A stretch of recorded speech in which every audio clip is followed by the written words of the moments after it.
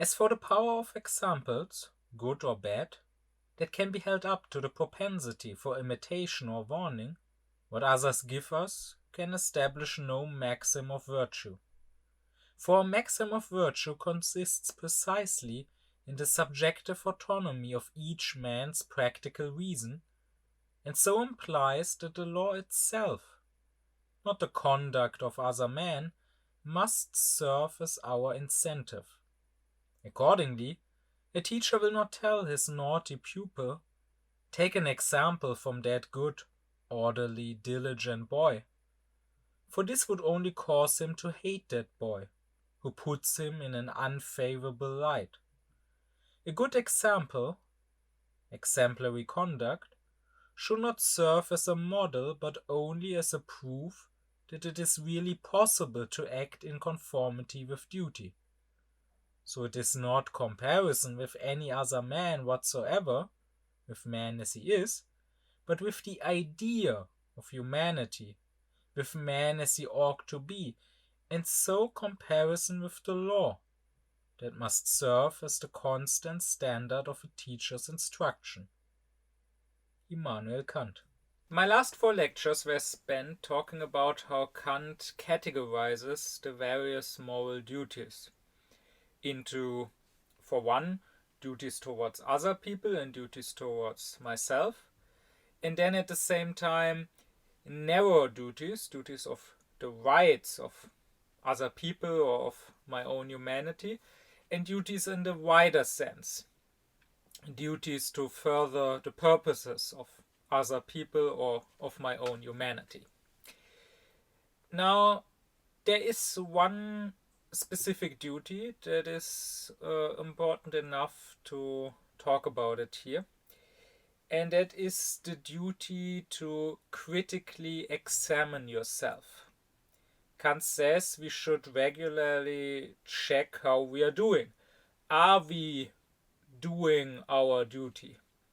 Are we following the moral law? And are we really doing it because it is the moral law, not because it also happens to be something we like to do, or it also happens to be something that we want to do for selfish reasons, but are we doing it because it is our moral duty? Checking this, so conscientious moral self-criticism, is in itself a duty, and it is even a main duty, because it should be obvious the other duties, they depend on it, right? If you don't keep checking if you actually are a moral person, if you actually are doing what is right, then you don't know if you're on the right path. You don't know if you need to change, if you need to correct your behavior, if you need to do better. So this is very important. Also, Kant also stresses that morality is about acting. It is not about just examining yourself and scrutinizing yourself. So this should be a means to an end, this self-criticism. It should be done regularly, but so that afterward we can go back into the world and act, do moral actions, and do better than before. What we shouldn't do is getting lost in it, getting lost in this self-examination, so that it actually prevents us from doing moral actions. Like, for example, this Christian self-scrutinizing, this sort of what slave morality tends to do, always checking, never being content with yourself, always saying, "Oh no, I'm a sinner, I have these sinful thoughts," and following every little sinful thought, doubting every little action of yours, always, even if it was a good action, doubting that it was really done out of a good will and not out of selfish reasons. That could prevent you from actually, well, doing something good, from actually being a useful human being that helps others. But still, you should regularly check yourself. and you should, so to say, measure your own morality. But this leads to an important question, and that is, what should you measure yourself against, right? Because when we want to measure ourselves, no matter in which way, we always need to have some sort of yardstick, as Kant calls it. Like, if I want to measure my height, I need a yardstick to measure my height, right? If I want to measure my temperature, I need a thermometer to measure my temperature, and so on. So what should I measure my morality against? And here the answer that Kant gives is, of course, the moral law, which my own reason gives. So I should ask my own reason, have I acted in accordance with the moral law? What I should not do is measuring myself against other people, right? This is also something I could do. I could say, this person over there is a good person. So I will ask myself, have I acted in this situation in the manner that this person would have acted in the same situation? But this is not a question we should ask.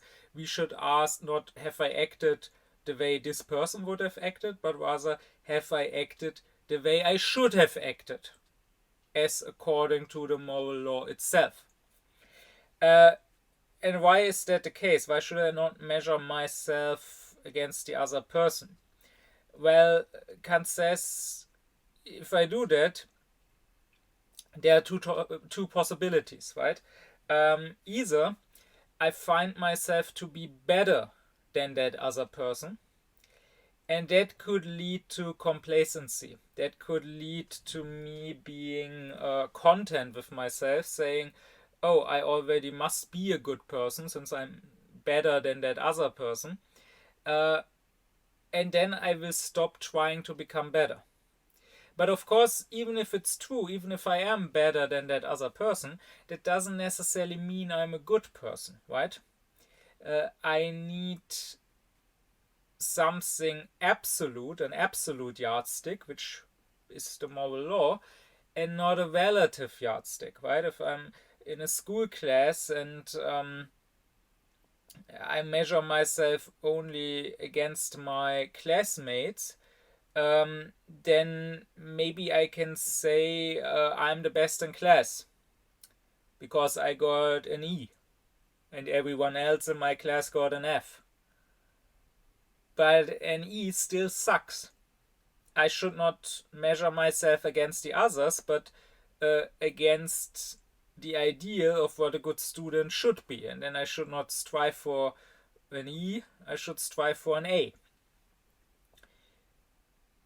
So that's the one possibility. The other possibility, of course, when I measure myself against somebody else, is that I find that that other person is better than me morally.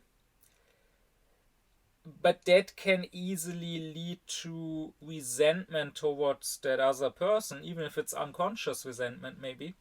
And that can easily lead to me, consciously or not, trying to pull that other person down, trying to tell myself, oh, he's not as good as he seems or whatever,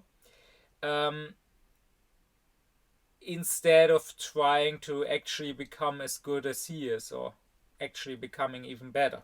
But even if you don't try to tear that other person down, even if you do take that other person as a moral example to follow, that other person is probably still imperfect. That other person, even if it's a good person, is probably not holy. So you will now follow an imperfect example.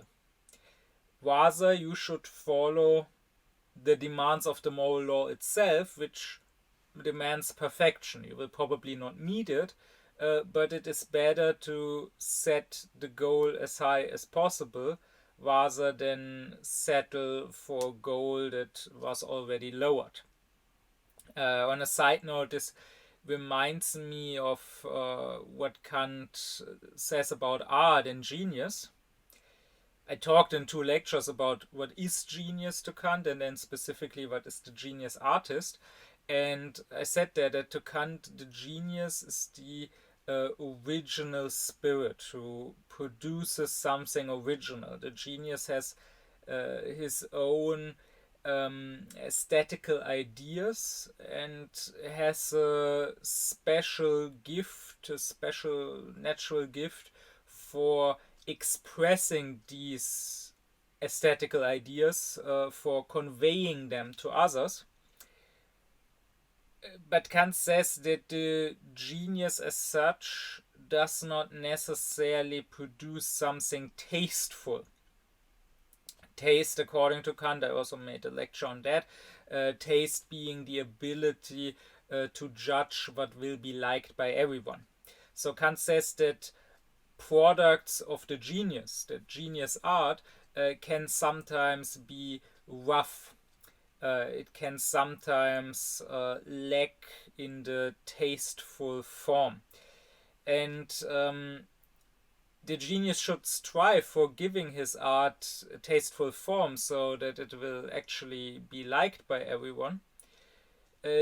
But he may not always manage, and Kant even says that sometimes the genius might demand of the artist to break with the rules of good taste. Sometimes the originality and the way the aesthetical ideas must be expressed are in contradiction with the rules of good taste. And at least to some degree, the artwork should have some tastefulness, otherwise it will not be liked by anyone, and then it will not be good art.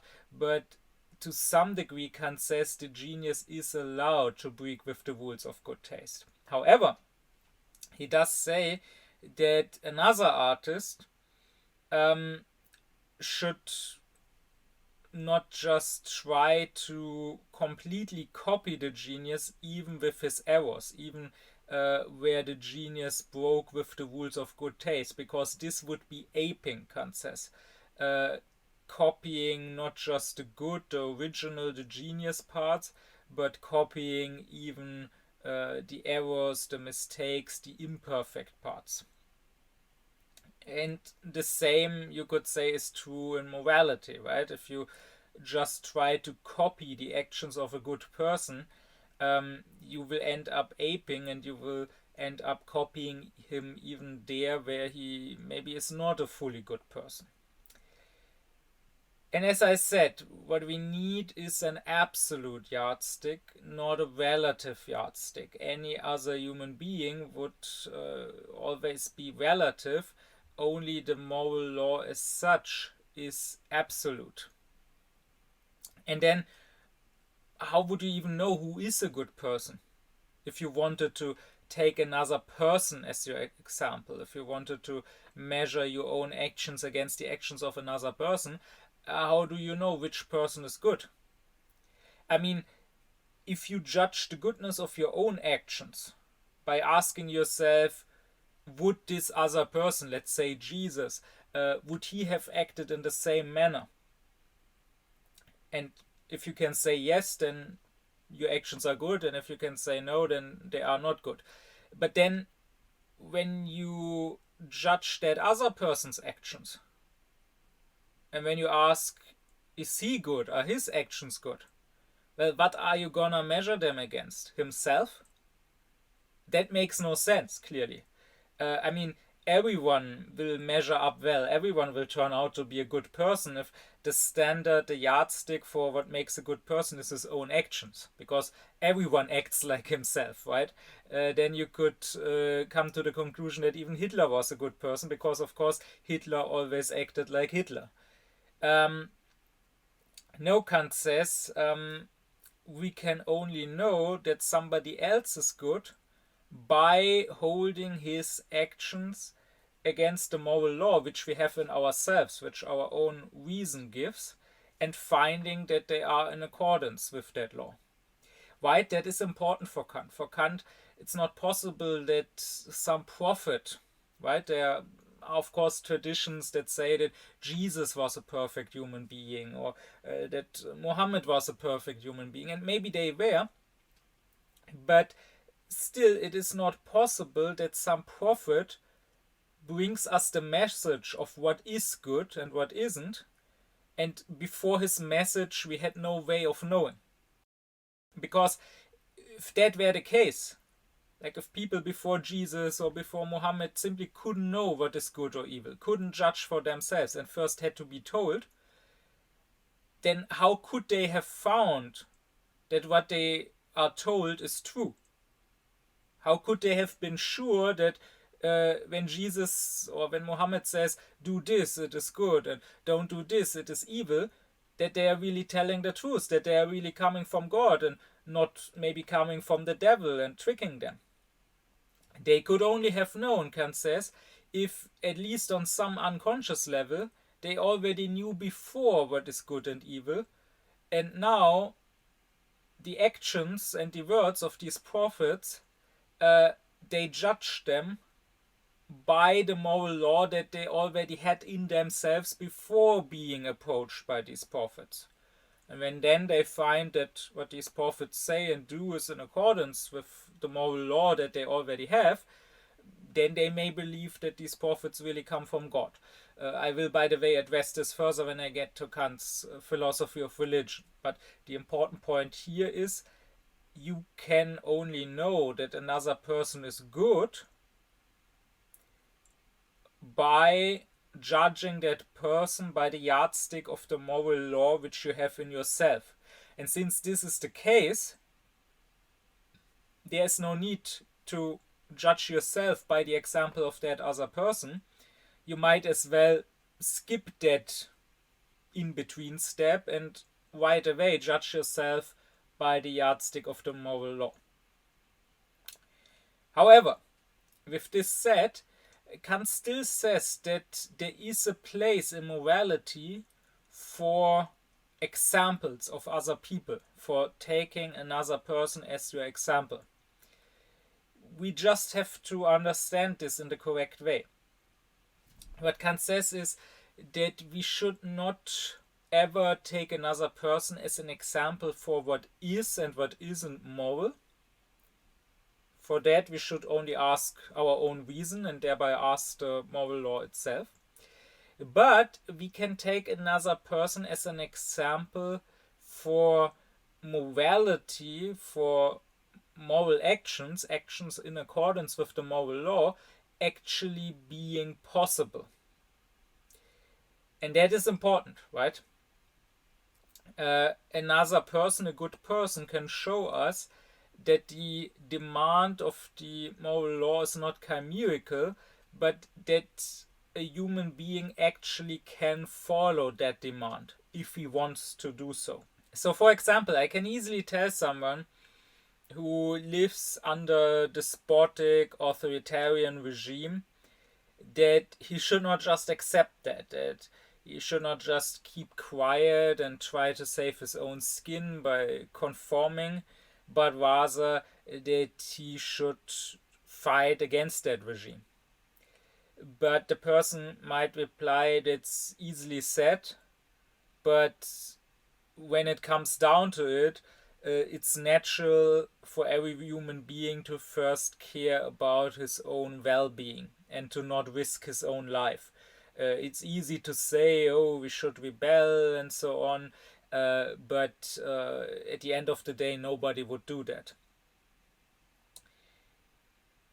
So people could, it's interesting, right? When you talk about the demand of the moral law, often the reply that people give is not that you are wrong, that this actually isn't good, that we shouldn't do this, right? You say you should rebel against this despotic regime, and they don't say, no, it's actually good to conform, it's actually good to let that regime stay in power. They don't say that because they know, even if unconsciously, that they are in the wrong and you are in the right. They know that they are doing the wrong thing by only thinking of their own physical well-being, they know that it would be better to fight for freedom. But what they are saying is not that you ought not to do it, but that you cannot do it. That nobody does it. It's natural to only care about your well-being.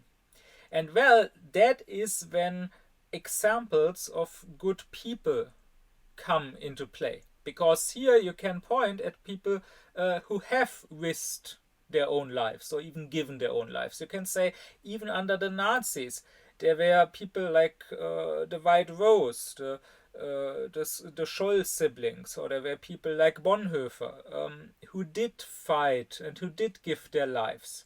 So you really don't have any excuse if you don't do this. Or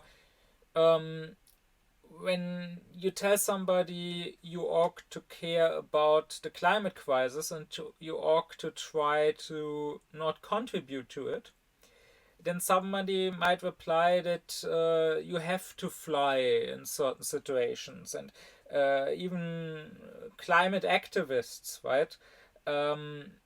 Even there are many that fly that will say, oh, it's necessary to fly to get to some climate conference or whatever.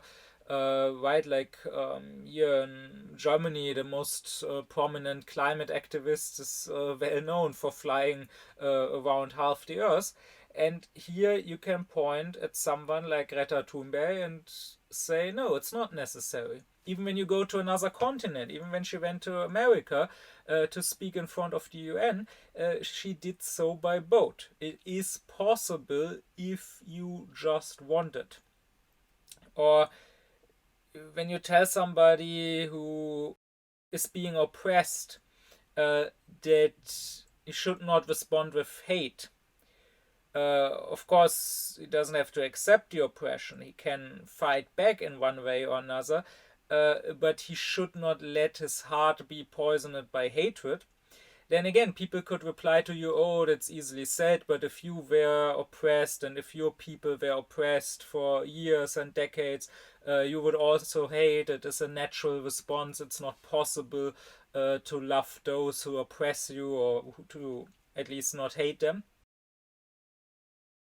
Then again, you can point at examples. You can point at someone like Amadou Bamba, who refused to let hatred poison his heart and guide him. Or you can point at someone like Martin Luther King or Nelson Mandela, who did fight back, who didn't accept oppression, but who did not fight with hatred in their heart. Or you can point at some Palestinians nowadays who are quite remarkable. I know, of course, they try to tell us all the time, right, that all the Palestinians, they are all hateful anti-Semites who violently hate Jews.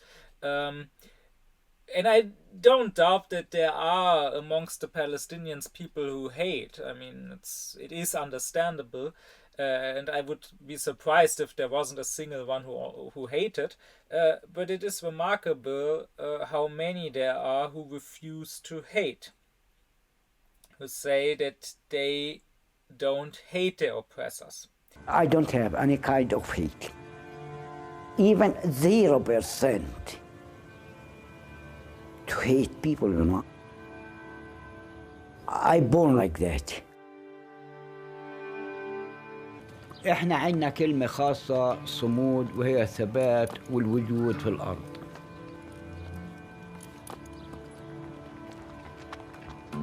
أبي علمنا هذا الإشي، ما يكون عندي كره، ما أكره أي حدا. بعلم أولادي وأحفادي يعيشوا هذا الإشي.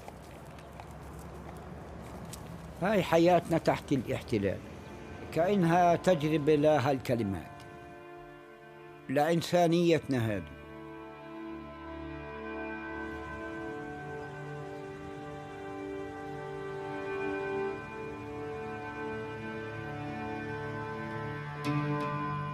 وجودنا في هالأرض هو الصمود.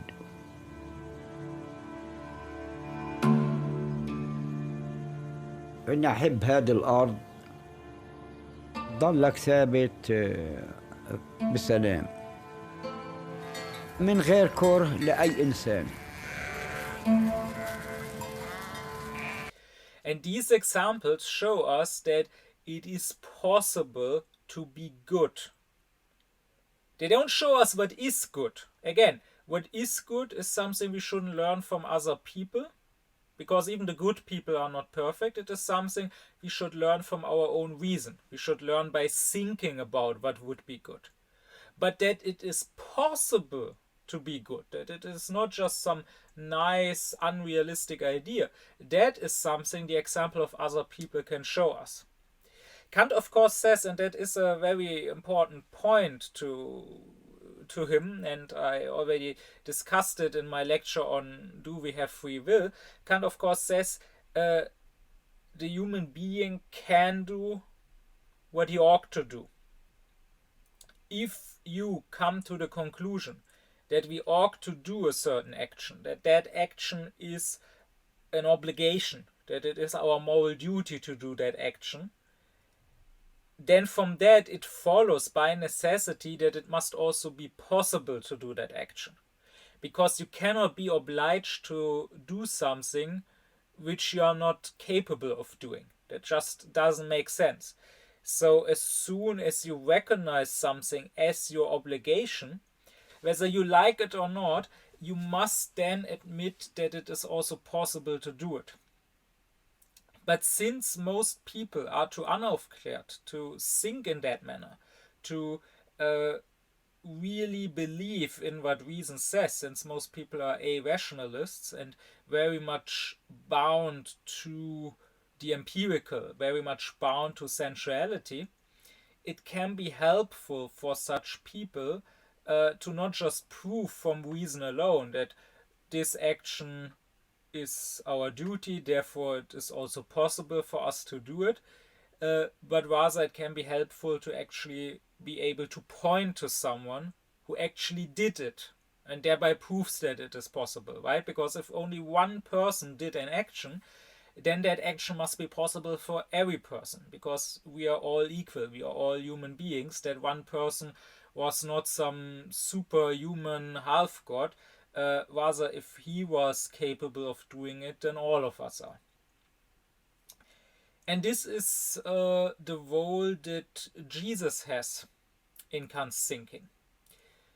To Kant, Jesus is the moral example that we should look at to prove to ourselves that it is possible to be moral. Right, so there's this question that some Christians like to ask: what would Jesus do? And that question, if we take it literally, is a somewhat nonsensical question, Kant would probably say. Because if you believe that Jesus was completely good, was a completely holy person, who in every possible situation would have done the right thing, then asking what would Jesus do just means asking what would a perfectly holy person do. In other words, what should we do? What does the moral law demand? And then you might as well ask that question directly rather than going through what would Jesus do. Just ask, what should I do? Because that is what Jesus would do if he is holy, right? He would do whatever we should do. And also, as I already said, how would you even know that Jesus is that Jesus is a holy person? Because he tells you that he is? I mean, anyone could come along and tell you that he's a good person. No, clearly, in order to judge that, you already need to have an idea of what it means to be a good person before you learn of Jesus. And then you can judge him by your idea and find that he conforms to that idea. So, in that sense, Jesus can, just like any other person, cannot be an example of what is moral, of what is our moral duty. We find that in our own reason, not in Jesus or his teachings. We can only find that Jesus' actions and teachings conform with what our reason already tells us independently of Jesus. But what we can find is that Jesus, if we believe what we are told about him, that Jesus was a person who always managed to conform to the moral law, who never gave in to any temptation, who was willing to even die for what is right, and even in death did not betray morality, did not start to hate his tormentors, did not wish them bad or actually use his powers to cause them harm, but rather prayed for forgiveness for his tormentors. So, in that sense, you could maybe say that to Kant, Jesus is a martyr of morality, because that word, translated from the Greek, where it comes from, just means witness, right? A martyr is a witness. Of course, to the believer, they will tell you that he is a witness to the truth of his faith. That is, of course, not the case. Just because you're willing to die for something doesn't mean that something is correct. You can also be willing to die for an error. But he is at least a witness, I would say, to his own conviction that his faith is true, right? And so you could say that Jesus, the manner of his dying, proves his conviction in morality, and thereby it goes to show that you really can be moral, that when morality demands, when Kant talks about the fact that it is a greater danger to commit a sin, to become immoral, to throw away the purity of your heart, than to lose your life, that you should rather save your honor at the cost of your life than save your life at the cost of your honor. When Kant says that, you could easily say, oh, that's venomism, that sounds nice, but no one acts like that. That's a chimerical idea. But if you believe in what we are told about Jesus and his life, then you cannot reply in this manner. Or then, at least if you do reply in this manner, somebody else could reply to you, well, what about Jesus? He did put what was right above his own well-being and above his own life. And if he did it, if he could do it, then anyone should be able to do it. And anyone should strive for it. You can, by the way, also ask the question, what would Jesus do? But only if you think of Jesus not as this particular individual human being that lived 2000 years ago in the Galilee, but rather if you take Jesus to be a truly holy person, to be the living ideal of the God-pleasing humanity, as Kant calls it. I already talked about this in its own lecture, the lecture on the ideal of holiness. And this is where Kant says the Christian theology of Jesus as the Son of God is actually a good one, because he says that another human being cannot possibly serve as an example of morality to us, because, as I already said, another human being as a creature, as something created, as something limited, will never be perfect. God, on the other hand, that is the Father in heaven, can also not serve as the example of morality to us, because he is, to Kant, the personified moral law.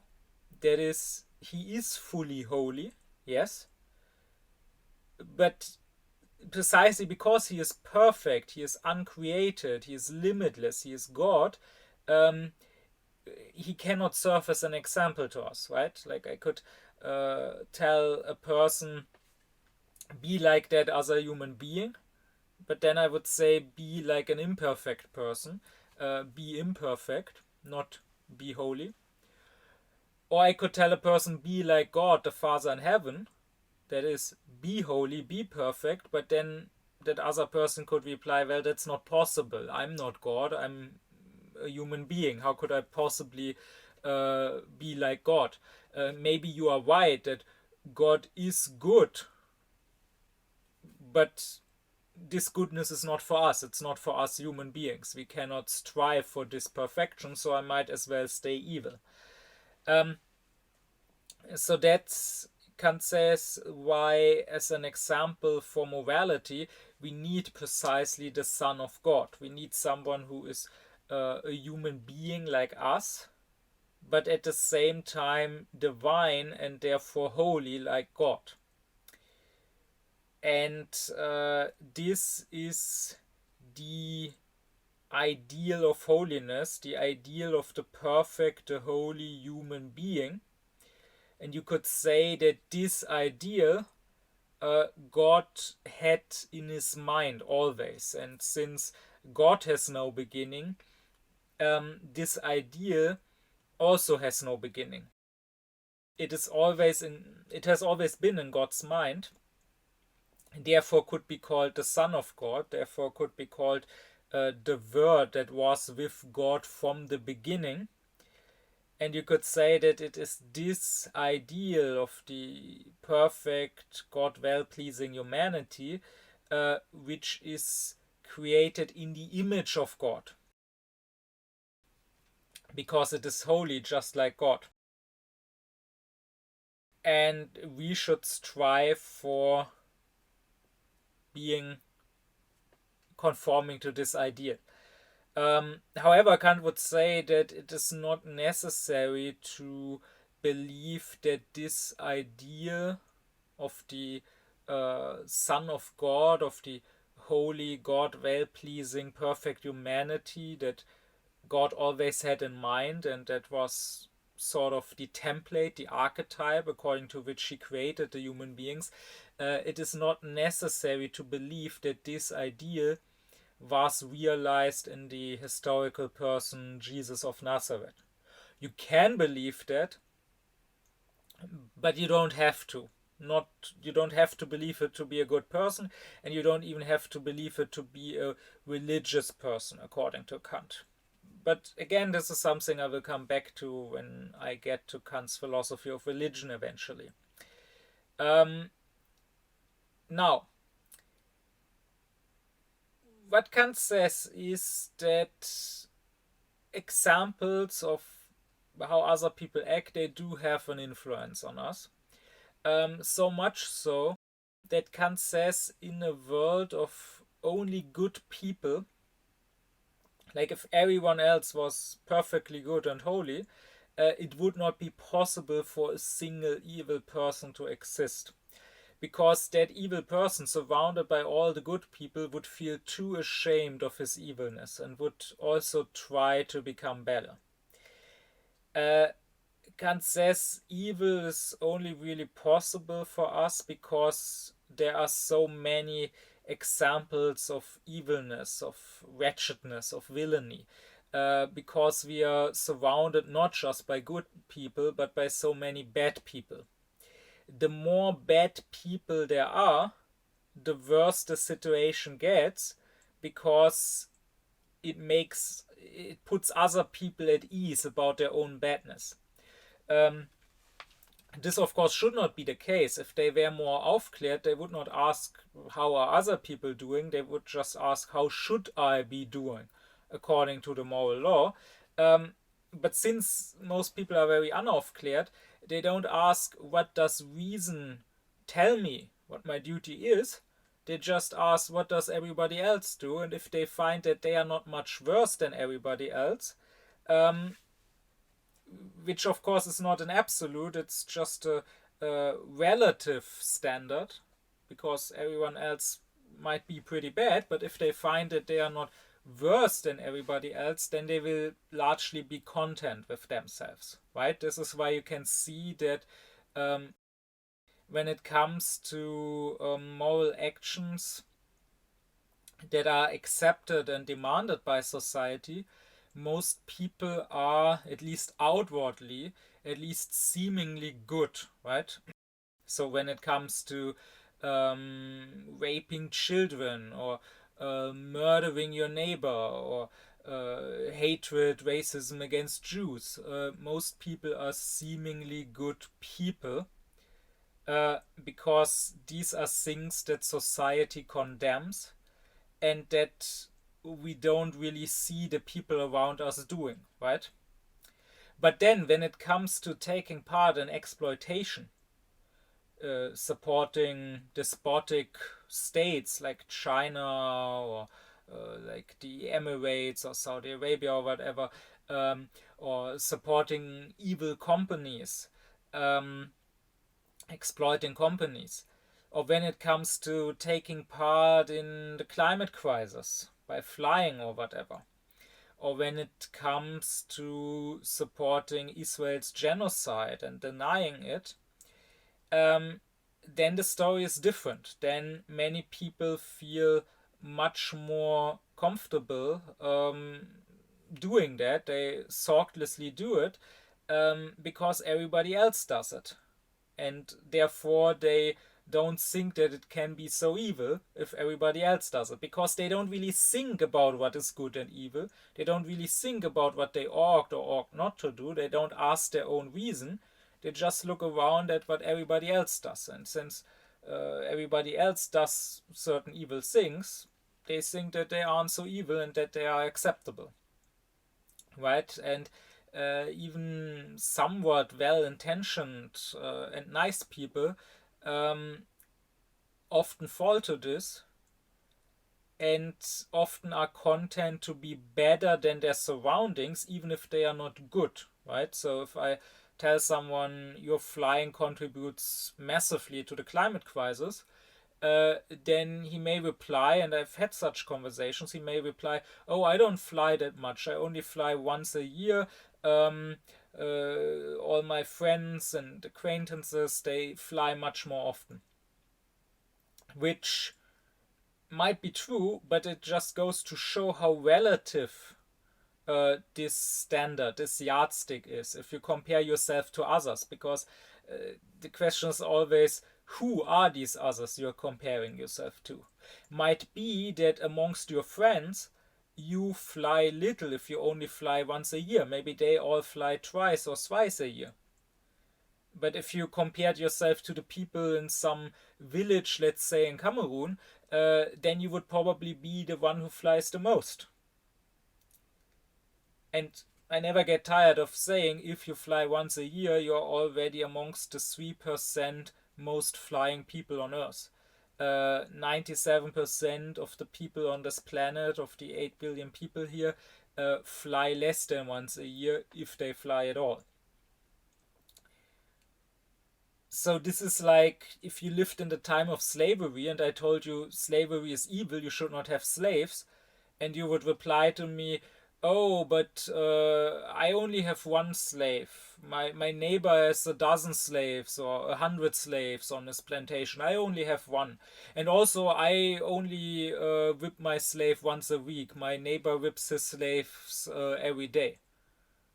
Yeah, okay, that's nice of you, but what the moral law demands is not to have less slaves or to whip them less than your neighbor, but rather to have no slaves and to whip them not at all. So this is why it is so important to not just compare yourself to the others and to the bad people. Then it might sometimes be easy to come out on top, to be better than the bad people, but rather to ask, what does morality demand of me? Kant advises, or even considers it a moral duty, to, as much as you can, avoid the company of bad people. Or at least you should avoid what he would call the company of taste, even if not what he calls the company of business. That is, in everyday life, it might not always be possible to avoid bad people. You will have to do with them in your job or in public spaces or whatever. Um, I mean, often you deal with people where you don't even know if they are good or bad people, and you cannot always bother to ask that question, right? You cannot every time you get on a bus ask if the bus driver is a good person or if he might secretly be a racist or whatever, and then if he is not, get on that bus. Or whenever you buy something at the store, you cannot ask if the cashier is a good person or not. But in what nowadays would probably be called your private life, even though Kant would not call it that. Um, like, who are you friends with? Who do you go out with? Who do you associate with? Here you should avoid the bad people as much as you can. And not just for like close friendships. I mean, that's a given anyways. If you're a good person, you will not be friends with evil people. um, but even as like acquaintances, like, you should not take a bad person as your roommate, or you should not hang out with a bad person as the friend of a friend. Like, if my friend has an evil friend, then I might say, I'm willing to meet with you if it's just the two of us. But if you're also going to meet that other friend of yours, then I'm not gonna meet you today because I don't want to sit with that other person. Um, the point is that by freely associating with bad people, uh, whether I like it or not, I condone their badness. Even if I outright tell them that I don't agree with them, that I condemn whatever they do or believe, uh, if it's not enough to disassociate myself from them, then I give the impression that it's not so bad. So in that way, Kant is, you could say, for cancel culture. So of course not what is usually understood by that nowadays, where it's just about canceling people because they didn't follow some politically correct rule of conduct. Um, but no, this is about actual morality. If I'm willing to, let's say, be roommates, or let's say hang out with, because he's the friend of a friend, uh, with someone who uh, votes for a racist right-wing party, or who is a Zionist genocide denier, or who denies the climate crisis, then even if I tell him that I disagree with him, uh, I still give the impression that these things are not so bad, right? Because I probably wouldn't be willing to sit with or to live with a murderer or a rapist. So if I'm willing to sit with such a person, then I'm at least saying, even if I disagree with you on some level, I don't think what you're doing is as bad as murder or rape. But of course it is. It's probably even worse, right? I mean, objectively speaking, if you constantly fly around in planes, you are a murderer. And not just a one-time murderer, you murder lots of people. And if you support Israel and if you support the apartheid and genocide, then you support mass murder. So if I'm willing, even though I disagree with you, if I'm willing to still associate with you despite that, then I'm saying basically these things are not so bad. Then I'm saying basically this is not murder. And this will make that person, and also probably third parties that witness that, think that it cannot be so bad. Of course, people should not be influenced by who I associate with, by who I seem to condone, because they should, once again, they should only ask their own reason what is and what isn't right. They should not go by my example, but by their own reason. But since most people are unaufklärt, they will be influenced by the example of other people. But it's not even about what influence you have on others.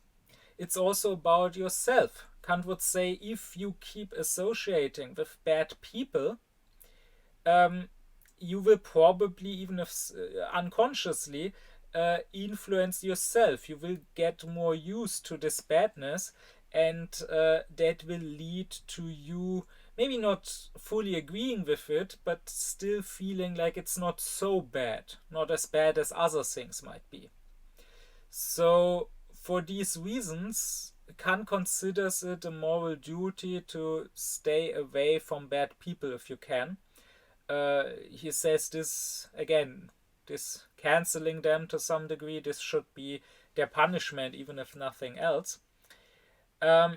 However, this should not be misunderstood, because you should not conclude from this that the best thing to do would be completely fleeing all bad people, like going to some lone island and living there as a good person, away from this evil world.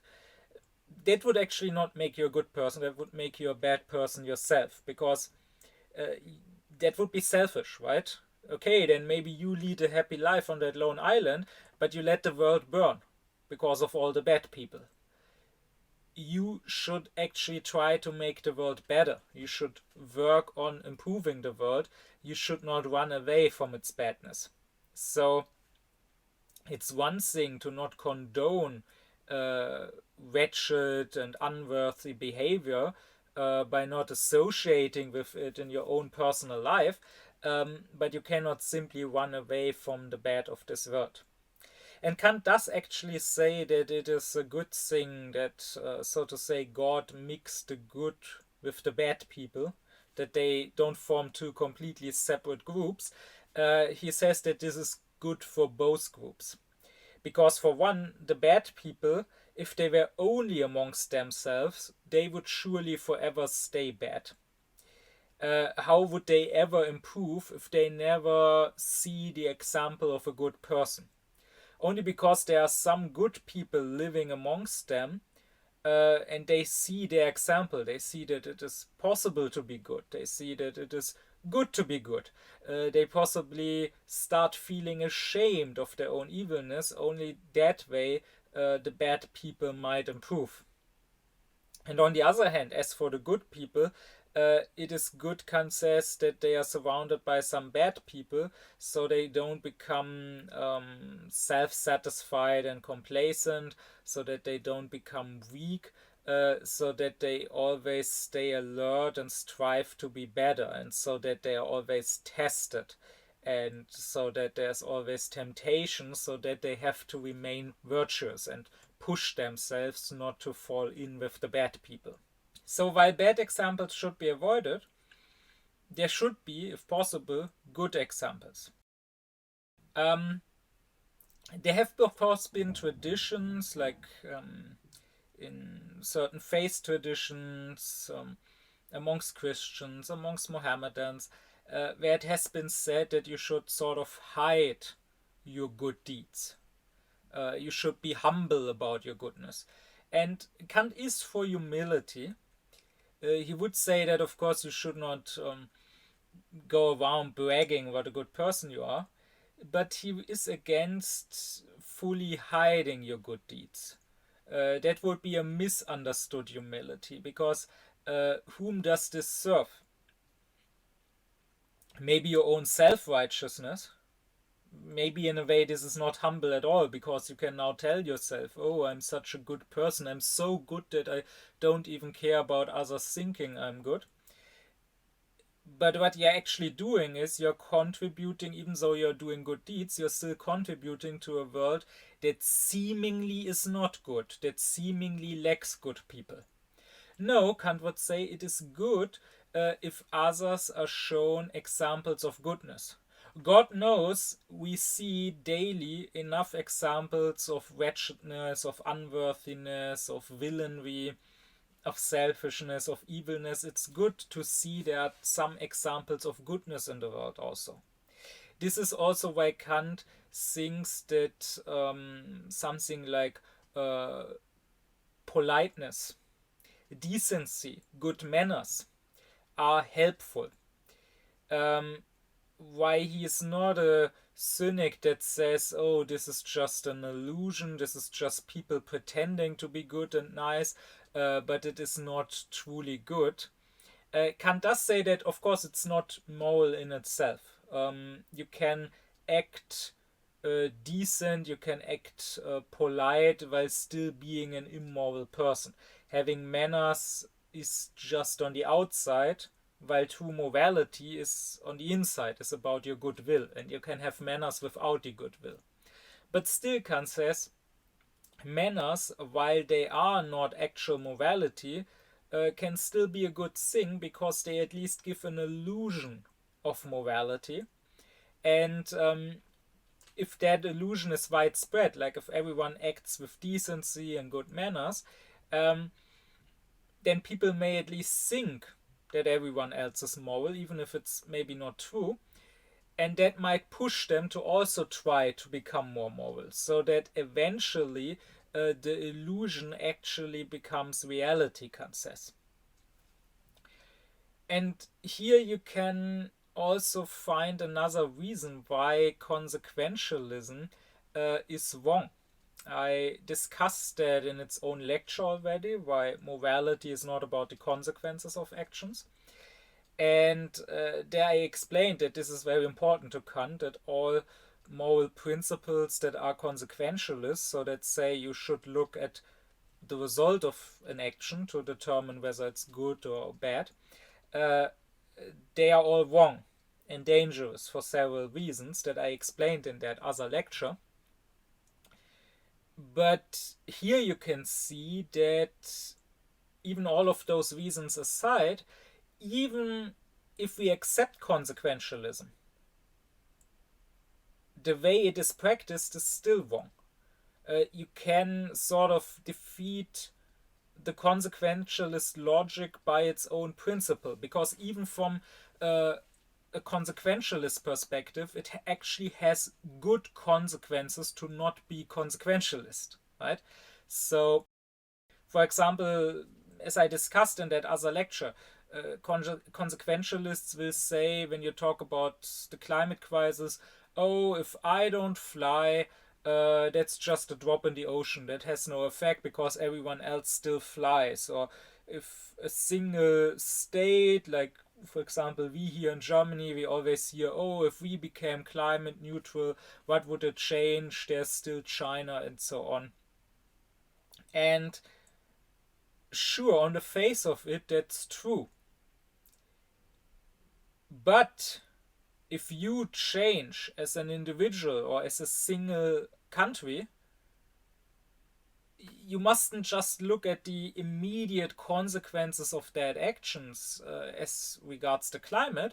You must also look at what consequence, what influence might that action have on others and on their actions, right? If I stop flying, maybe some of my friends will actually question their own flying and will also stop. If a country, especially a country like Germany, which is the biggest country in Europe, which is one of the biggest economies worldwide, if such a country became climate neutral, it would actually send a strong message to other countries, and other countries might thereby, by this example, be pushed to also try to strive for more. Or likewise, when the consequentialist says, oh, I, as a single German soldier, if I hadn't taken part in shooting Jews, my comrades would still have done it. The Jews would still have died, so I might as well take part. Well, you mustn't just look at the question, does my action, not taking part in the shooting, does it have immediate positive consequences for the Jews? Probably doesn't. Probably doesn't save a single Jew. But what consequences does it have for the other people around me? Maybe there are some comrades of mine who also feel uneasy about shooting Jews, but who didn't have the courage to refuse to do it. And if I lead by example, maybe others may follow. So here you can see how consequentialism is not just wrong, but even if you accept consequentialism, even then there are good reasons to not act in a consequentialist manner, because that actually will have the better consequences. It is always good to give examples of goodness to other people that might animate them, that might motivate them to also become better. Indeed, Kant says, and I've often found this to be true from my own experience, giving an example to people of goodness, of acting with reverence, often is much better if you want to make people better, morally better, than just telling them what they ought to do and just telling them then that what they are doing now is evil. That will often lead to them closing off, that will often lead to them just refusing to listen, just getting angry. While if you give them just an example of good actions, something that they can respect, something that they must revere, even something that steers them up, wanting to become like that person that they must revere, and something that also shows them that it simply is possible to be good, that often is much more helpful. For this reason, Kant says it is also a moral duty to make sure that the reverence for humanity is kept in others, to make sure that others don't start despising humanity. For that reason, we should sort of save the reputation of humanity. We should sort of save the good opinion of humanity. Humanity, with its rationality, with its autonomy, its freedom, should be something that is revered, should be something sublime, something that people respect, both in others, having reverence for their humanity, treating them with regard, and in themselves, revering their own humanity and therefore wanting to do it justice, wanting to really live up to it. This is why Kant is against addressing every single failings of a person. Starting with yourself, Kant is against this, so to say, soul striptease, sharing all your failings, sharing all your wretchedness, all your evil, your base thoughts with others. Kant is, of course, for honesty. He is against lying, which I will address in the next lecture also. So you should not be a hypocrite. You should not pretend to be good when you aren't. But Kant says that honesty is not the same as openness. And just because you shouldn't lie doesn't mean that you should overshare. You don't have to share all of your sins. You don't have to share all of your darkest thoughts with others. You can keep some things to yourself. Indeed, Kant says that even our best friend mustn't know us fully.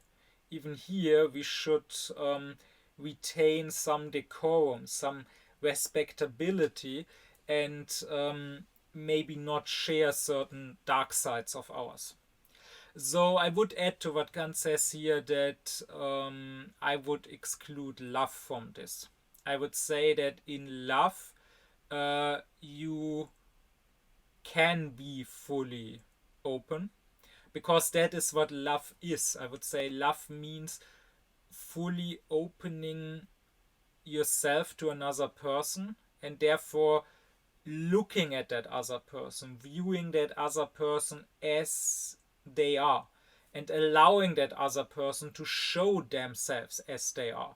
So if you have, let's say, a beloved wife or a beloved husband, and you cannot be completely open with her, you're afraid of sharing certain parts of yourself, certain sins, certain dark thoughts, because you must fear that if you did, she would lose respect for you, she would stop loving you, then that is not real love. If you fully love, then you can fully look at the other person, and you can allow that other person to fully appear as they are. But love aside, and of course Kant stayed unmarried all his life. He had his friendships, he had his people that he would see daily at his table, that he would eat with daily and have conversations with, but he did not have a wife. Love aside, generally speaking, even in front of friends, we don't need to overshare everything. And this also goes not just for ourselves, that we should protect our own respectability in the eyes of others, but also it goes for other people. We should try to protect the respectability of others in the eyes of third parties. Kant says we should put the veil of the love for humanity over the failings of the human beings. So a good person will therefore not just take part in gossip. If you are a good person and you learn something bad about somebody else, you learn that that person, I don't know, has some racist views, or that he cheated on his wife, or that he screamed at his children, or whatever, you will not gleefully walk around and spread this. Even if it's true.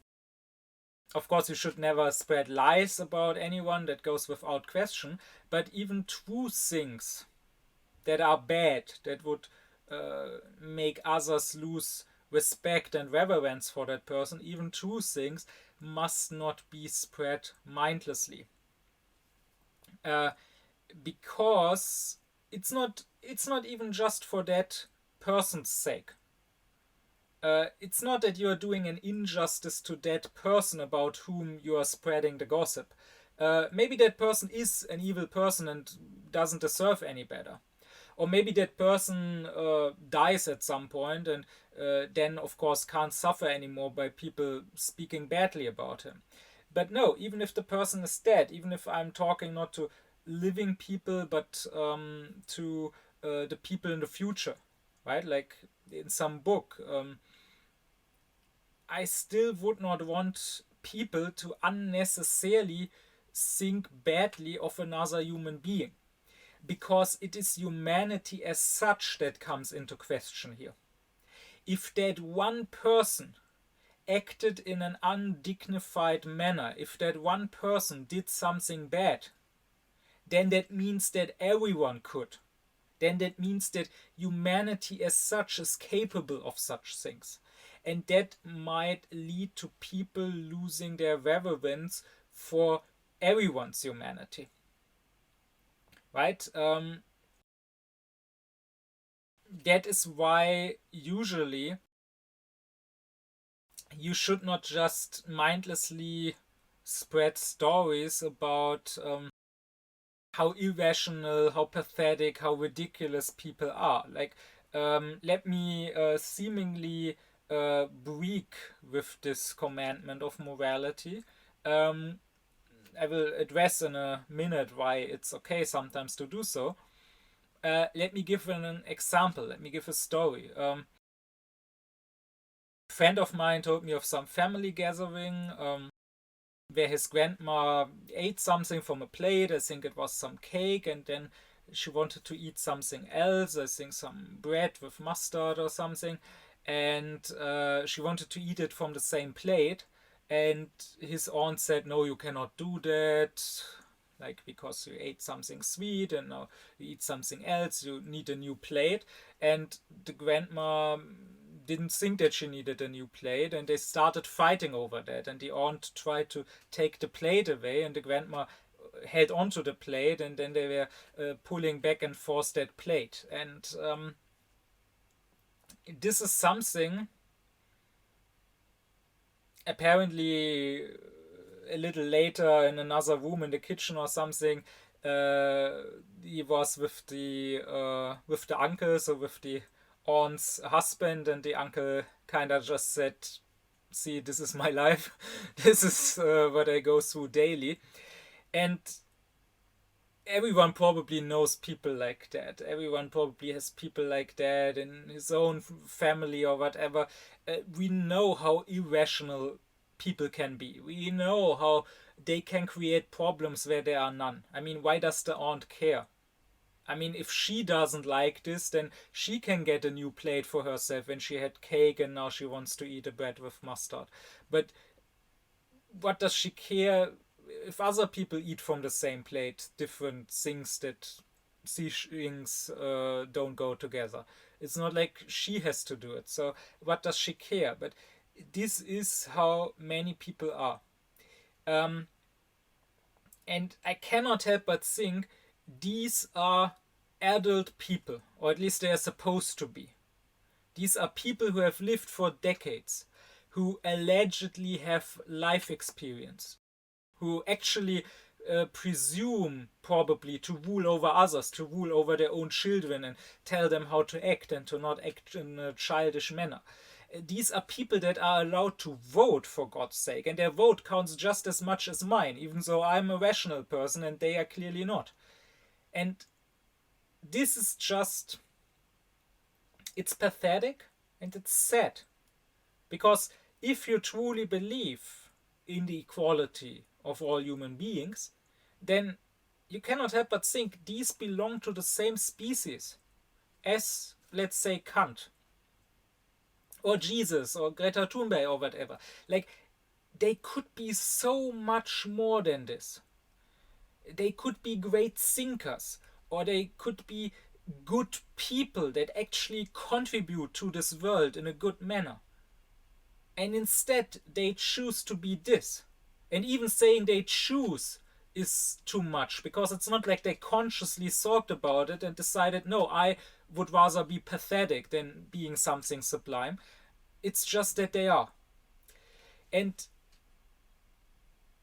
of course, you could just spread such a story. Like, I could tell the story of my friend, and again, every one of us probably has such stories. We probably see such things happening amongst our relatives or friends or colleagues daily or whatever. And you could just tell such a story to entertain others.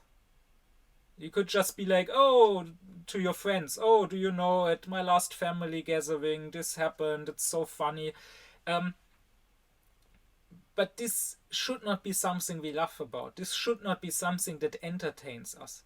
Because again, the more there are such stories, the more we witness such things or hear such things, the less reverence we have for humanity, the more we forget that humanity could be more than this aunt. So it is better to put the veil of the love for humanity above the failings of others and also above your own failings, to hide them, to sort of hide them away and to not address them if you don't have to, Kant would say. I would say there is just one exception, and that is exactly why I allowed myself to tell this story now, and that is if you use it to aufklär people, right? If sharing the failings of, be it yourself or be it of others, can serve as a negative example of what to avoid, or if you can share these failings, if you can share such stories to then explain people how to be better than this, or any such thing. then it is morally allowed. In other words, if it is a means to a moral end. But if you just share them for its own sake, for gossiping or for entertaining people or for talking bad about others and making people lose respect for these others, that would be immoral. If sharing such a story does not serve Aufklärung, does not help in people becoming better than the people in that story, that is when you should not share that story. That is what Kant would say. That is where this veil of the love for humanity should be put over such things. And of course now we live in a world that is largely the opposite. Kant would probably be shocked how normalized undignified behavior and spreading undignified and irrational behavior and looking at such behavior, how normalized that is. I mean, just think of TV, of stuff like reality TV and casting shows, and think of the internet and social media, like of TikTok and Instagram and YouTube and so on, with all the hauls and TikTok dances and makeup tutorials and reaction videos and so on. It has been so normalized to be surrounded by patheticness, by human beings throwing away their dignity, not even thinking of the fact that they have a dignity, not even caring, like not consciously throwing away their dignity because they don't even spend a thought on the concept of dignity.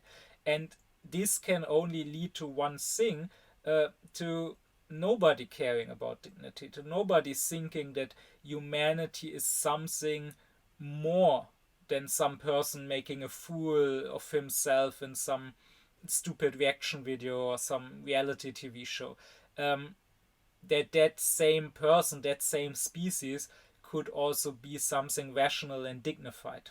And if you must talk about the failings, about the irrationality of people, Kant says, then if you can, it is better to talk about it as if it was ridiculous foolishness rather than malice that must be hated, because that degrades humanity less, that makes people lose reverence for humanity less. I mean, that's what I just did with that story of the aunt, right? Surely that aunt is not a good person. She doesn't have regard clearly for other people like that grandma. You can also expect that such a person isn't a good mother to her own children. You can expect that such a person will often get on others' nerves, that she will be a typical Karen, that she won't care about the climate and so on. But the way I told this story, she doesn't appear evil so much as just ridiculous. And that is a demand of the love for humanity. Kant says that if you can rather go with this angle, showing how foolish people are, than showing that they are malicious. Not only leads this to a third person to whom you tell that story losing less reverence for humanity, Kant also says that it actually works better if you want to improve people. Because if you just tell people what you're doing is wrong, what you're doing is immoral, what you're doing is evil, that often will lead to them just becoming stubborn and defiant. They will not change because they don't like being told that they are evil. But if you tell them that what they are doing is foolish, it is ridiculous, it is laughable, there's a bigger chance that they will feel ashamed of themselves and that they will try to change and be better, right? So take something like this mindless consumerism. If you take a person who constantly has to shop for new clothes, for the newest fashion, who constantly needs clothes of famous brands to be happy, and if you tell that person what you're doing is evil because it's a waste of resources, it contributes to the climate crisis, and also you're taking part in exploitation. There's probably the blood of some Bangladeshi child laborer on this new shirt that you just bought. Um, they won't like to hear that, and it probably won't make them stop shopping. But if you can tell them this is foolish, clothes need to serve a function. They should, well, clothe us and they should protect us from the cold, from the rain. That's their function.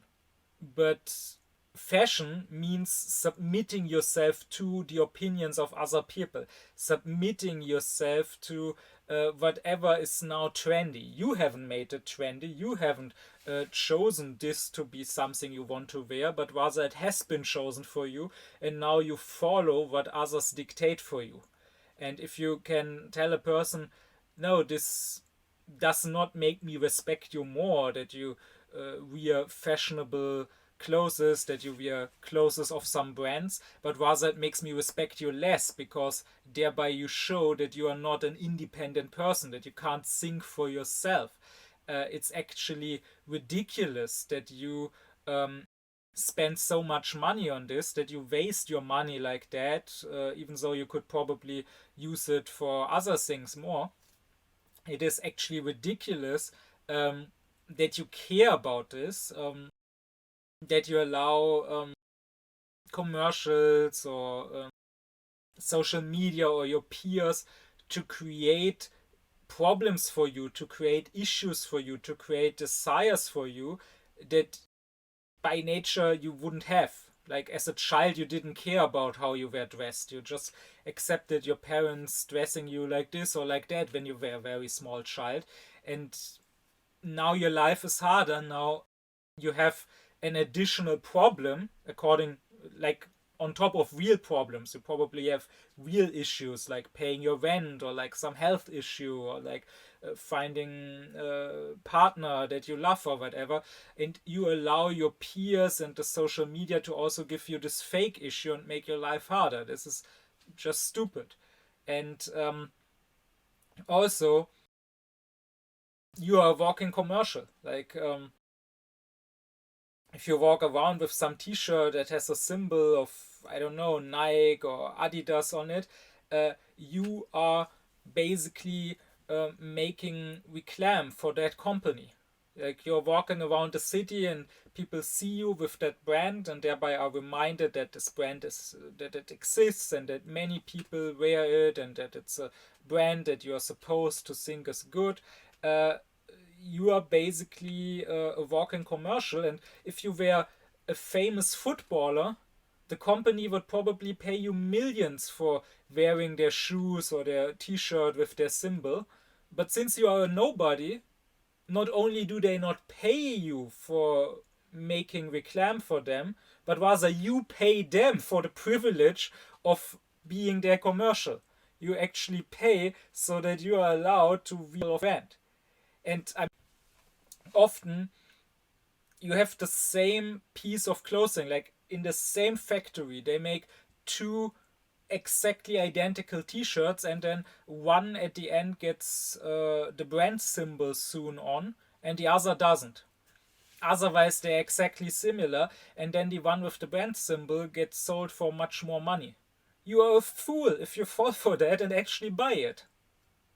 What is the why does it have a higher value? Why would you pay more money just to be allowed to be a walk-in commercial for that company? So if you can tell a person that, if you can make a person see that, that will probably have a bigger effect than the former, than just telling them this is evil. But anyways, this veil of the love for humanity that Kant talks about leads me to one last important point that I want to make. And that is, since Kant says good examples are important in morality. Not that we should follow the example of another being, another human being, for what is moral, but we should follow him for actually being able to do what is moral, actually being able to follow the moral law. In that, we should take others as an example. Since examples are important, Kant says we should not undermine them. Meaning, we should not try to lift that veil. We should not try to get behind that veil and to actually see that maybe someone isn't as good as he seems to be. Because whenever an illusion is shattered, whenever someone is disappointed, whenever a veil is lifted, Kant says this easily leads to hate and resentment. Kant says musology, that is the hate for reason or for science, comes from people being disappointed with science, right? They don't have the wisdom to be like Socrates and say, okay, I know that I know nothing, but rather they say, oh, I know nothing, science can't answer my big questions, therefore science and reason is useless. Kant says, likewise, misanthropy, the hatred for humanity, or misogyny, the hatred for women, often comes because people look too closely at how human beings are or how women are. Like, a lot of the complaints are actually correct. So in the case of the misogynists, of course, it's terribly one-sided and a double standard. Like, a lot of what they say about women might generally be true, not for every woman, but for many women. Like, surely many women are superficial and are selfish and so on. But then that is also true for many men. So it is unfair to only hold this against women. But Kant's point would be, in either case, maybe you misogynists are not entirely wrong about women, or maybe you misandrists are not entirely wrong about men, or maybe you misanthropists are not entirely wrong about human beings. But who told you to be right? Who told you to look so closely to see all the failings? It would have been better to live with the illusion. Not like actively fool yourself, but just choose to not question the illusion. Choose to not look too closely if it is true or not. This goes for specific people. Like, Kant would say it is good that we have some heroes. It is good that we have some saints. It is good that there are people we believe to be good. Because again, they can serve as an example to us. They can show to us that it is actually possible to live up to the moral law and its demands. And therefore, we should not try to question too much if these people really are good. Kant thinks of the example of Socrates, who in the history of thought, the history of philosophy, since antiquity already, has always been praised as the example of a true philosopher, the example of a wise person, and the example of a virtuous person who always did what is right. Even the ancient schools of philosophy, be it the Platonic school, be it the Epicureans, be it the Stoics, be it the Cynics, they all went back to Socrates and talked of him as the example of the ideal sage that we should strive to be. And then there were people who tried to find who was the real Socrates, to try to, uh, so to say, read beyond the lines, read historically, critically the works of Plato or of others, to get to who Socrates really was. And there were people who questioned this Socrates that we are told about. He's a half mythical figure, right? Like, we know that he really existed, but the one we get told of is, of course, not the real Socrates. He is sort of a fictional figure at this point. And some people would say maybe the real guy was actually not that perfect. Maybe he actually wasn't as virtuous, and only later he got turned into this larger than life figure. And to this, Kant would reply, yes, that is quite possible, but why do we need to know this? Like, what do we win if we find out this truth? So Kant would say it's actually not good to always search for the truth in all manners. Of course, we should never lie or never be content with being lied to, but there are some things where we can just choose to not dig into. Because if we were shown that even a Socrates was actually not so virtuous, all that would do, Kant would say, is, well, make us lose our faith in virtue as such, make us cynical, make us think that every seemingly good person is probably secretly a bad person, and make us think that we don't even have to try and strive for being good because it's not possible anyways. So Kant is actually very suspicious of anyone who puts lots of energy into going after saints, going after someone like Socrates or Jesus or Muhammad. Like, if you put a lot of energy into this, and if you care a lot about telling people that they are wrong about these people, that these people actually weren't as good as they think, even if you might be right, Kant is suspicious that what you actually want is not spread a certain truth, because that truth as such doesn't matter to us, right? What does it really matter if a person that has been dead for 2000 years or something, or longer, if that specific person was good or not? It's not like I'm ever gonna meet that person. So if this is something you care about a lot, Kant suspects you of, at least unconsciously, wanting to make morality as such doubtful.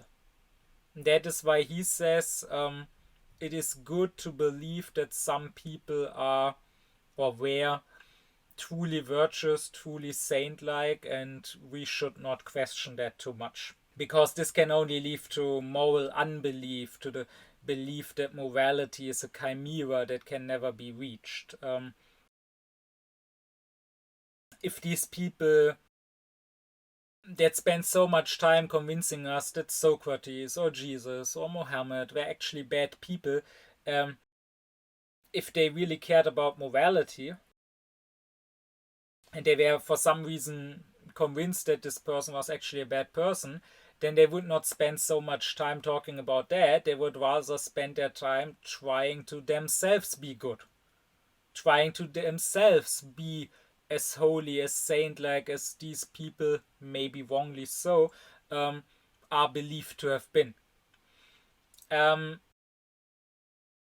this, of course, does not just go for others, but also for ourselves. Kant says we should, when it comes to others, like Socrates, we should not lift the veil too much. but also when it comes to ourselves. So this goes back to the start of this lecture. I said that, sure, we should critically examine ourselves. We should ask our conscience, have I really done good here, or have I done something evil? But Kant says there is no need to go too far, to like examine every little action you do, and even when you did a good action, asking yourself, oh, was it really so good, or have I maybe done it out of secretly hidden selfish reasons, or even when you don't do anything wrong, still asking yourself, oh, but don't I have some hidden bad desires or so on. uh, just like you should not question the morality of other people too much, so that you don't lose faith in morality and become cynical, you should not question your own morality too much, so that you don't become cynical. Here Kant actually says that morality is faced with two dangers. Kant calls them two cliffs between which we have to find our way. And the one cliff is arrogance, so thinking you are good when maybe you aren't, thinking you are the greatest hero, you are a saint, when maybe you aren't. And the other cliff is moral hopelessness. So thinking you are a wretched sinner who can never possibly be good. And Kant says that from the former cliff, a correct moral theory can actually protect us. That is why we need moral rigorism. And this is something I already talked about in its own lecture, in the lecture on is Kant's morality too strict and unrealistic. There I said that nowadays people often complain that Kant demands too much, that his categorical imperative cannot be fulfilled, it's asking too much from human beings. And I said in that lecture that according to Kant, that's a good thing, because this humbles us. If you make a moral law, like if you set the bar too low, if you come up with a moral law that is easy to fulfill, that tells you, oh, if you don't murder anyone, if you don't steal from anyone, then you're already a good person, that's good enough. Then that can lead precisely to this moral arrogance, thinking you already are good. On the other hand, if you are a rigorist, that is, if the moral law is holy and demands nothing less but holiness from you, then you will never be good enough, and that will humble you. That will make sure that you don't fall into this arrogance. But the other cliff, the moral hopelessness, Kant says, there is nothing within morality itself which can save us from that. Precisely because the moral law, in a correct moral theory, is so rigorous, is so demanding, is so holy, we will never reach its demands, and that could lead to hopelessness. And here Kant says the remedy cannot be found in morality, but only in religion. I will talk more about this when I get to his philosophy of religion. But he says, if you are an atheist, then basically that sucks for you. Then if you try to be a moral person and take morality seriously, you will have to be stuck in that hopelessness, thinking that you can never be good enough. But if you are religious, then you can believe that God is not just holy, but also benevolent and generous, and that God will help us in morality. That is, that even if we are not good enough by our own power, that part which is lacking, God will take care of. That is, for example, what the Christian theology teaches, right? With teaching that God has given his Son for our sins, for our original sin. So we should try to be good people, we should strive to act good, but if we still aren't perfect, if we are still sinners, God will forgive these sins, probably. This is also why Kant thinks it's a good thing that there is this Trinitarian theology, because you need to think of God in three different regards, he would say. You need to think of God as the strict father who gives a holy law and demands a lot from us. But then there's God, the loving Son, who gives himself for our sins. So for us who aren't able to meet those demands. And then the combination of this holy strictness and this loving generosity would be the justice of the judge, of the Holy Spirit, who serves as our conscience. But again, I will get more into that when I get to Kant's philosophy of religion. For now, what matters, once more, is to believe in morality, to believe that the moral law can actually be followed and fulfilled. And therefore, to believe both in your own morality, or at least your own ability for morality, and also to believe that there are such people as heroes or saints, that there are or that there have been good people. And I will just add to this that Wilhelm Reich would later go on to call these attacks on the good people, amongst other things, the emotional plague. To describe, he was a psychologist, a student of Freud, to describe that there are people who, because of some sickness of their own heart, so to say, have this unconscious, usually to themselves, but this instinctive hatred towards good people. He wrote this book, The Murder of Christ, where he talked about what kind of people were these people that would actually kill someone like Jesus. And he also discusses other cases like the killing of Giordano Bruno.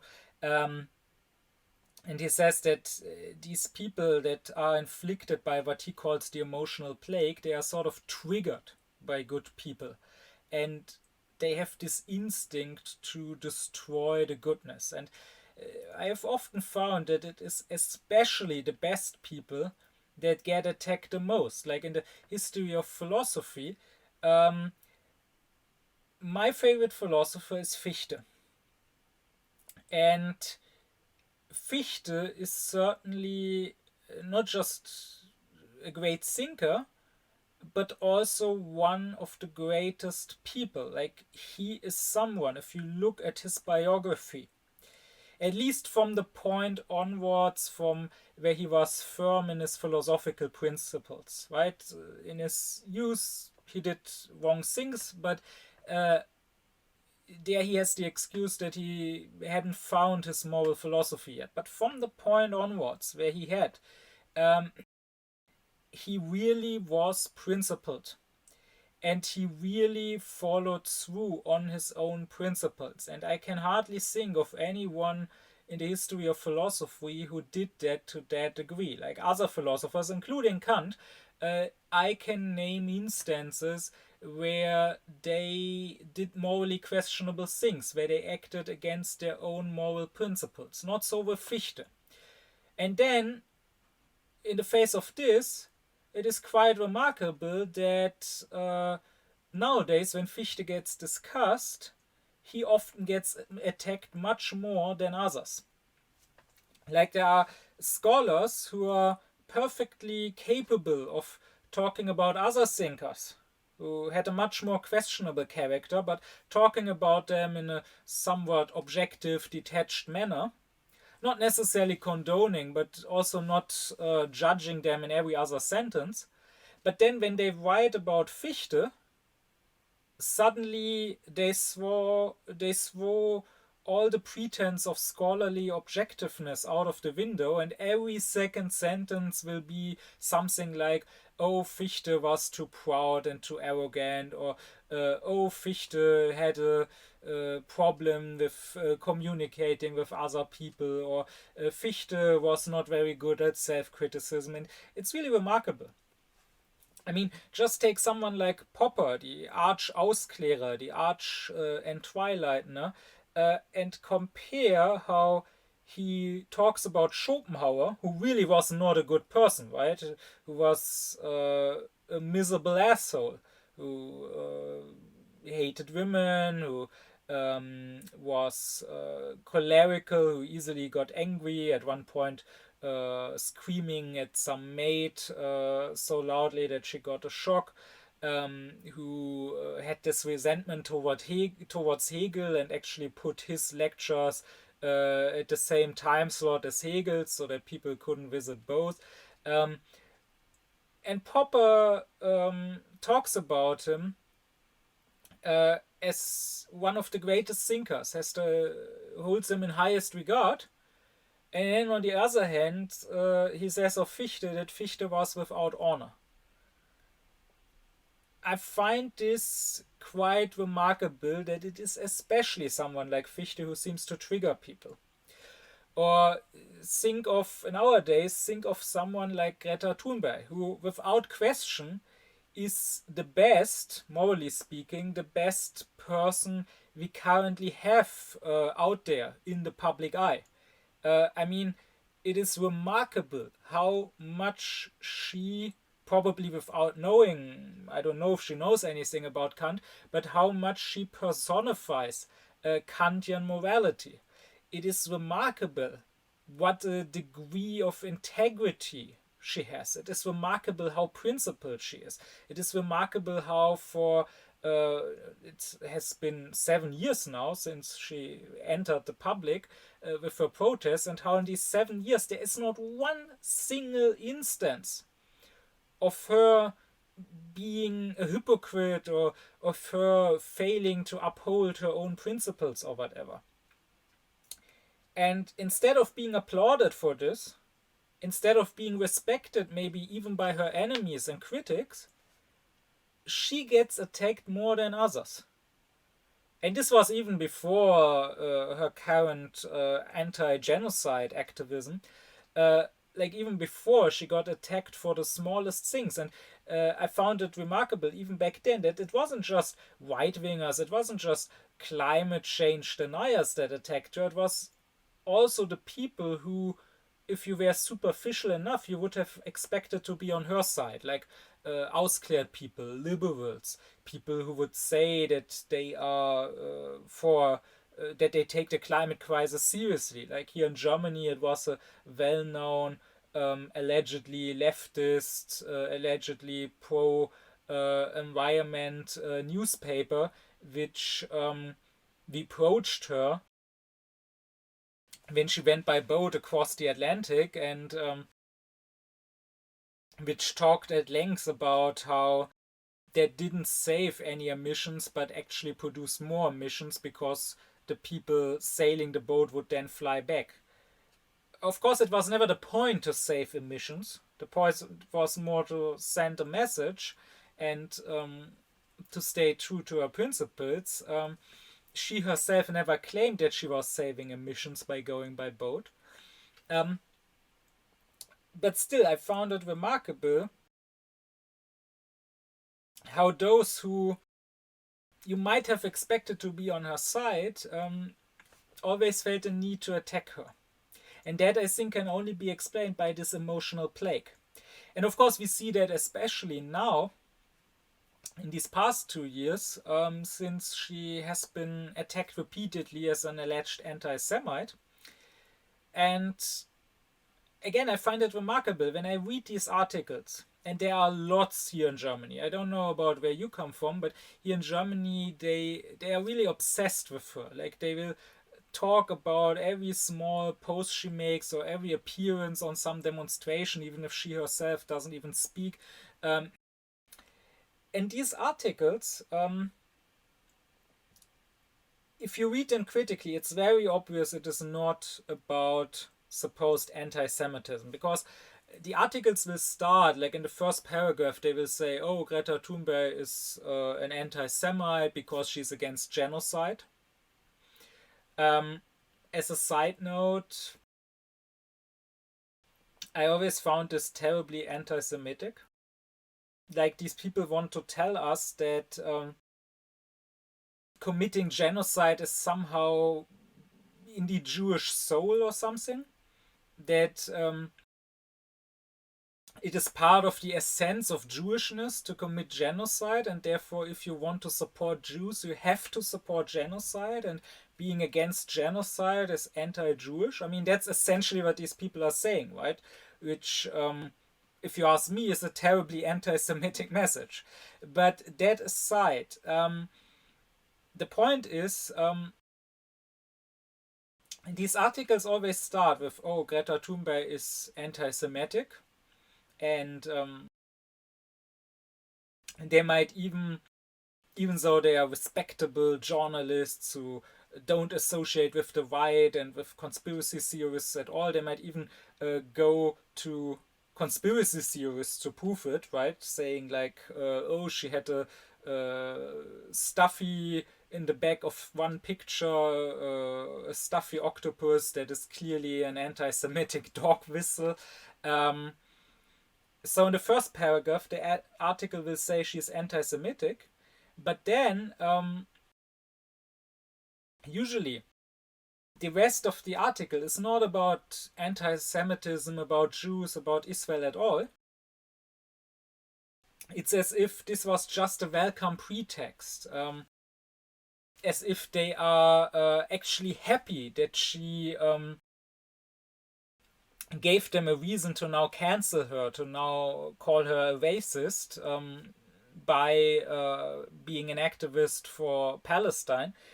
And then the rest of the article will talk about, in more general terms, about how she's not a good person. And often, at least, again, these are the articles here in Germany, often they will say stuff like, oh, you could have seen this coming years ago. She always had this problem of seeing things in black and white and moralizing, and that's why it is no surprise that she now became an anti-Semite. Which, of course, doesn't make sense at all as a statement. Like, even if she was an anti-Semite, why, if you see things in black and white, and if you care about morality, why would that have to lead necessarily to anti-Semitism? Like, where's the logical connection here? The answer is there is none, but it is clear what message they want to send. Even if it's not clear to themselves, even if they do it unconsciously, they want to throw shade on morality as such. They want to make morality a doubtful, a suspicious thing. They want to make their readers think, if someone cares about morality, if someone believes in black and white, evil and good, if someone actually tries to make the world a better place, if someone fights for justice, fights for the climate, we should be suspicious of that person. Not only is that person not better than us, despite seeming to be, that person is actually probably worse than us, is probably a racist, an anti-Semite, totalitarian, and what else they might say about her. That is the message they want to send. This is precisely this emotional plague that Reich described. They see a person like Jesus, or they see a person like Fichte, they see a person like Thunberg, a person that actually even an enemy would have to respect, a person that truly is good, that truly has integrity, that truly has moral principles. And they cannot allow that. They cannot allow for such a person to exist, so they have to throw dirt at that person. They have to convince themselves and also everybody else that it's just an illusion, that actually that person is as bad as they are, or even worse, that actually the seemingly best people are actually the worst people, so that in the end no one believes in morality anymore. And this will befall anyone. Like anyone who cares about morality. Like I have no illusions. Right now, of course, I have very little views, very little subscribers, but I have no illusions. If I ever became more prominent, if I ever became more well known, since I actually take philosophy and morality seriously, I would also trigger them. They're of course fine with someone talking about philosophy in general terms, like the usual professor nowadays says, or the usual person who writes books, superficial, toothless, harmless books about philosophy. Such people won't get attacked.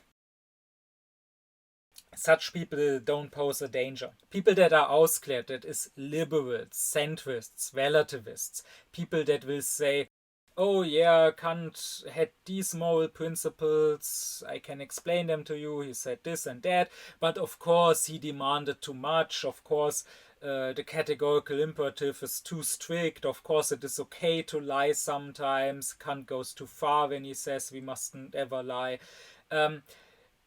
Or people who will say this philosopher had that opinion, but then this other philosopher had that opinion, and it's surely interesting to deal with it, and it's interesting food for thought, but of course it's just opinions, and there's no right or wrong, and we can pick whatever we like best. Such people, of course, will not get attacked. But someone like me, who actually takes this stuff seriously, who actually believes that there is such a thing as truth, who actually believes that there is such a thing as good and evil, that will always trigger them. And if someone like that, like happened with Thunberg, rises to some prominence, then surely the emotional plague will start to attack him. And if that happened to me, they surely would go about what I said in my lectures I gave so far, in my texts that I put on my website so far. Trying to find some wrong word, trying to find something on which grounds they could cancel me. And surely they would. You can always find something. There's always a wrong word that you can twist around or misunderstand and use to cancel someone if you want to. Or maybe there's a real misdeed. Like, I don't claim that I'm without my sins. I don't claim that I'm perfect. Surely I have done wrong things in the past, of which I'm very aware of, and all I can try, like all of us, is to do better in the future. But these people that are afflicted with the emotional plague, they will not rest till they have torn anything down that seems good and that might inspire others and that might lead to others believing in what is good. So all I can say is it's best to ignore it. It's best to be aware of this impulse, this sickness, this emotional plague, and then to ignore it. So if I were to become more prominent and if they would come after me, well, I wouldn't be surprised. I would be prepared for that, and so be it. Let them.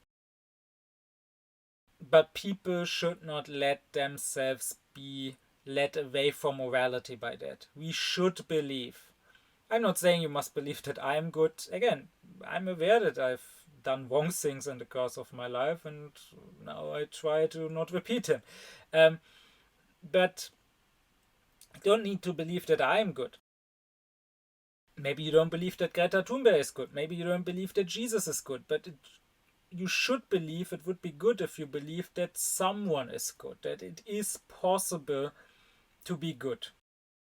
The cynics will say that it is ridiculous to believe that. They will make fun of you if you believe that someone is a saint. They will treat this like some ridiculous superstition. But if you allow yourself to be cynical like that, if you allow yourself to believe that no one has ever been good, then all you do is create an excuse for yourself not trying to become good, because you will then believe it's not possible anyways, and anyone who tries it is ridiculous, and anyone who pretends it is just a hypocrite and a liar. No, Kant would say we should believe in heroes. We should believe in saints, and they should be examples not of what we ought to do, that our own reason tells us, but they should be our examples of it being possible to do what our reason tells us we ought to do.